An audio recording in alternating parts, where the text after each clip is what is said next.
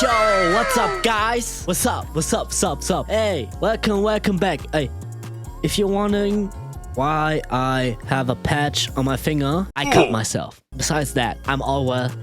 Don't worry about me. Guys, do you remember 6 months ago we reacted to nonetodo? Apparently, that guy is back. Apparently, this guy doing stand-up now. Stand-up comedy. Yeah, you heard right. So, without further ado, we are back with a reaction. And we're gonna react to the new Penguins video. Yeah, let's get it. I just watched something that I still can't believe is real. It's just so painfully pathetic. Last night on stream, there was one guy in chat for like the 2.5 hours I was playing wacky games saying, "You've got to check out Ned Fulmer's stand-up." And for some reason, it didn't process what that meant up here. I thought he had made a video called stand-up where he was doing some kind of like, I don't know, artsy think piece or something, reflecting on his infidelity and how cheating affected him. Because all he does now is make videos about how he cheated on his wife and the effect that it's had on him, and like almost going on this like self-pity tour about him being the victim. Even did the podcast where he talked about him cheating directly to her. Just brutal, awful garbage. Bro, is he still doing that? Guys, let me know in the comments if he's still doing that. Oh my god, bro. I can't believe it. I can't believe it, bro. So I looked it up this morning because it got me curious. No, the stand-up refers to him doing stand-up comedy. And you'll never guess what his material consists of. Yeah, if you don't know me, don't Google me. I am Ned Fulmer. Oh, that was so uncomfortable. And yeah, I used to be famous at BuzzFeed for trying new things. Then I cheated on my wife. Turns out that was the one thing I should not have tried that was new. I swear to Bro. This is like is this his whole personality? Like, okay, I'm the guy who did business, and then I cheated on my wife and lost anything. That, like, bro, do you make your whole life a punchline? Like, what? God, Ned is like SpongeBob with the ripped pants. He just keeps bringing up one thing, the cheating. Yes. And he's making it his whole brand now. Yeah, exactly. He completely torpedoed his whole career because of him cheating. And instead of just moving on and doing something else, he desperately clings to like internet shit and has made him being a cheater his whole thing. So now he does like a humiliation ritual, you know, terrorizing open mic nights here with this fucking trash. It is, it's incomprehensible to a sane mind. So this video is about him, like, leading up to the stand-up, getting coached on how to do stand-up, and every step of the way he tries to find every excuse to mention him being a cheater. It's not even comedic. It just makes people already rightfully dislike you. Like, they're not even laughing at you. They're not even laughing with you. They're not even laughing. You're just telling them that you're a piece of shit. Like, so the response, he does the exact same routine twice, and the response is always the same. Ha ha ha ha ha ha. It makes no sense. He talks about cheating like those washed up, peaked in high school losers talk about the time they were football quarterback for a single spring season. Bro. And ball knowers will recognize that always these college guys. I peaked in high school, and now my life is miserable. He's literally verbatim repeating something he said on that infamously trash podcast where he was just talking about why. Why did he remind me of that podcast, guys? It was so... I don't want to talk about it. It was so dreadful. He cheated to the woman he cheated on. And he even said this exact thing, line for line, bar for bar, beat for beat of, "Oh yeah, don't Google me. Ha ha ha ha." It's so weird. And I think the reason... Barbara Streisand effect. If you say something that they shouldn't do, they do it. And they will figure out. And then you are where you are No, you even said it. You know, you haven't said it that you cheated on her. So what difference does it make? reason he's doing this is because he I wants don't to get just it. get like views off the Uh, the absurdity of it. He I guess knows so, no yeah. one's like in his corner on his side, so he's hoping Obviously, and you shouldn't be as well, guys. Guys, be honest. No. by playing into it and reminding everyone of it, they'll tune in for the train wreck. And it's not even working. This has 63 likes. I think it had like 10,000 views or something. But I've seen like a lot of people It's more than I do. I only have 26 subscribers, and I love any one of them. But you can subscribe to me now. made videos around it. Like when I typed in Ned Fulmer stand-up, his was like the last one on the first page. So Damn, people bro. are like Irrelevant. pointing at him and throwing tomatoes, but they're never actually trickling back down to his channel because no one wants to see this shit, man. It's so fucking peculiar. Just like my videos. Just like my videos. Nah, just kidding. Made me check a lot of the privilege from past experiences being an influencer and stuff. But you know, I've been practicing self-care lately. Things like crying on the toilet What? and doom scrolling Tinder. You know, I got very discombobulated in the middle of my set. I got off track. I kind of forgot things. What else? You know, you could say I'm in the middle of a rebrand. You know, I'm embracing my All jaded. right. Midlife crisis? Nah. Oh, yeah, I mean, one thing you have to give to him is that he's trying. That he at least is trying. And stand-up comedy is not easy. I wouldn't do it. I have stage fright. Maybe, I don't know. But I'm unfunny. I'm unfunny as hell.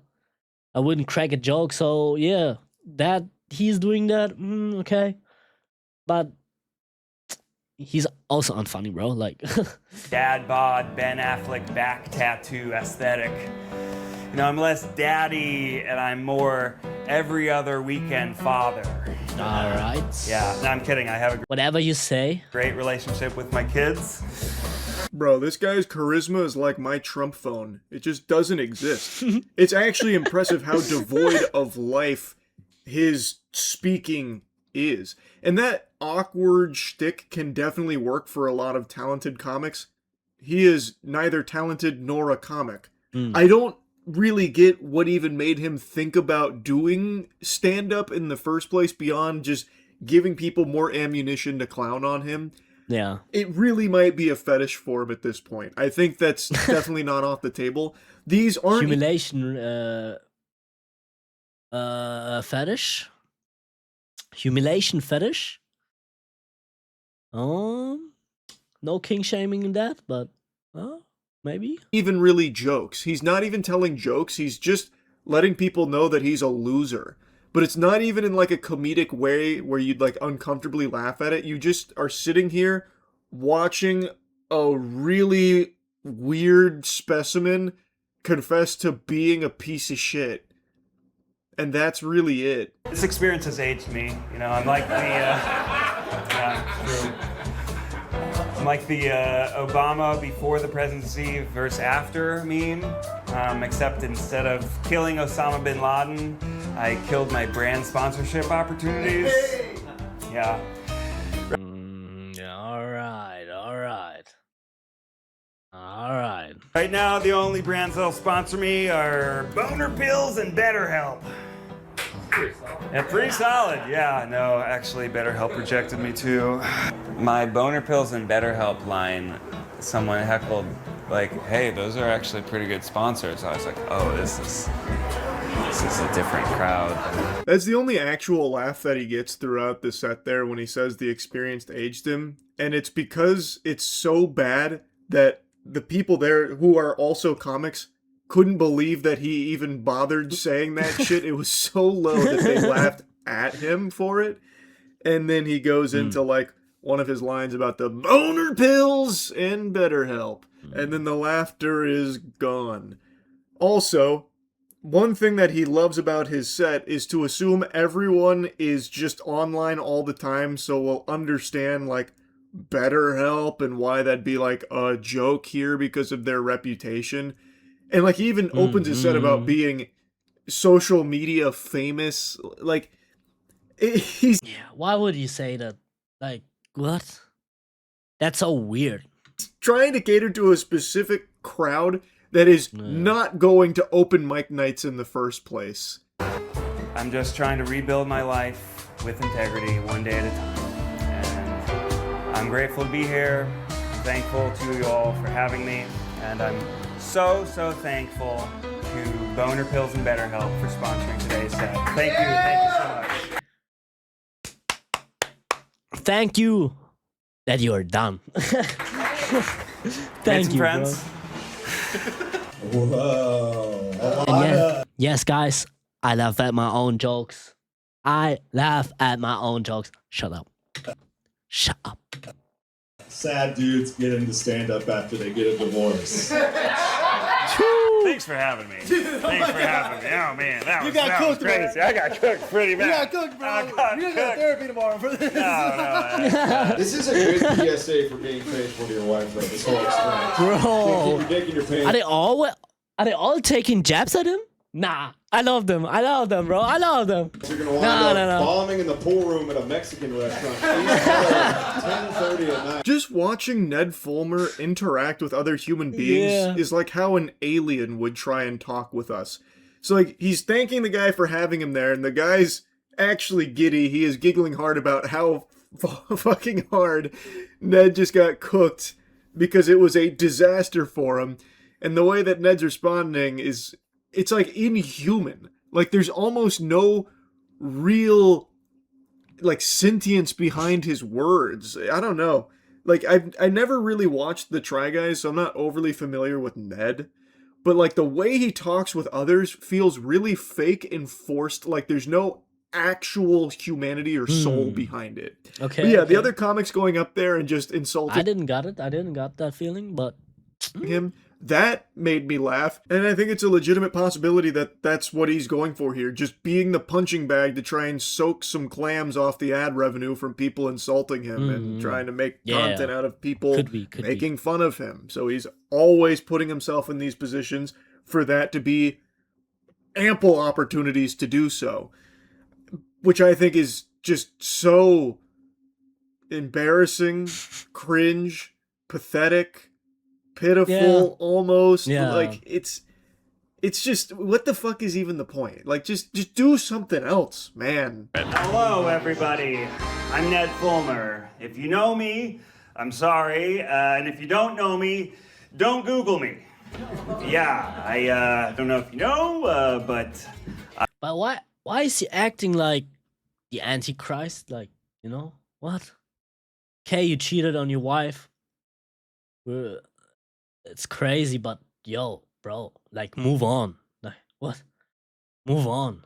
I was social media famous at BuzzFeed for trying new things, and then I cheated on my wife. Turns out that was the one thing I really shouldn't have tried new. So Okay. he's doing another His delivery got better. Okay. He's got a bit routine in it. open mic night. This time I think it's no comics in the crowd. I think this is just like an audience here to enjoy some stand-up. Okay. God rest their souls. They didn't know what they were in store for here. They were held hostage by Ned Fulmer. This shit is more painful than like a fucking ISIS beheading video here. But Yo! he does get more laughs this time around. I think it comes from a place of like them trying to be nice. So it's a lot of pity laughs, because I just can't imagine anyone genuinely having like a belly laugh or a hoot and a holler with any of his material. BuzzFeed, you know, I basically wrote the listicle 10 reasons why having a workplace affair will shatter your marriage and career. Like, subscribe. Yep. Good one, Ned. Like I said, these aren't even really jokes, and he doesn't even deliver them as such. It almost sounds spiteful. Like it sounds like it's coming from a place of like saltiness about how all of this unfolded, and the way he like does the like, subscribe, like the very animated, components there. It reminds me of like back in college when you would have a friend that's had one too many natty lights and they start trying to like tell jokes, but they're really shit at it. It's led me to stand up, though. Seems like I fit right in. Thank you very much for having me. It's real speed running my divorced dad telling jokes narrative. I have been trying to make more male friends. That's something I've been working on. It can be hard to make male friends in LA, especially if you don't do things like play pickleball or have a stable relationship. Is it? I hate LA. It's one of my least favorite places in the country. But this is just like very telling that he's just not a good guy even outside of the cheating, because there are tons of people who have had affairs that still have like an entire circle. Oh, Chad. I was never in LA, man. Wish someday, so I can give my opinion on it. If you don't even get friends in LA, and you could totally get friends, but even if you don't get any friends, tells a lot more about yourself than about the other people. There are tons of people who have had affairs that still have like an entire circle of friends. This guy, I'm assuming this is coming from a place of honesty, because all he does is be honest about being a fucking cheater and a scumbag. So I'm assuming that he actually is struggling to make male friends. And I'm going to tell you right now, Ned, it's not because you're a cheater. You're just a fucking loser, and you're probably no fun to be around. And like I said, the way he interacts with people, like in his videos that I've seen here, is just really uncomfortable. Like, no one's going to want to be around that. He needs to figure out how to actually exist as a normal person before trying to like put together the puzzle pieces on how to be a influencer again, which I think is just a path he should abandon. He should prioritize just being a guy. Just being a decent person, first and foremost. But he's... Or build a new business and just get off social media. Trying to just skip that step and, I guess, speed run his way to divorced dad telling jokes to make money off YouTube, and hopefully that ends up with him having friends too somewhere along the way.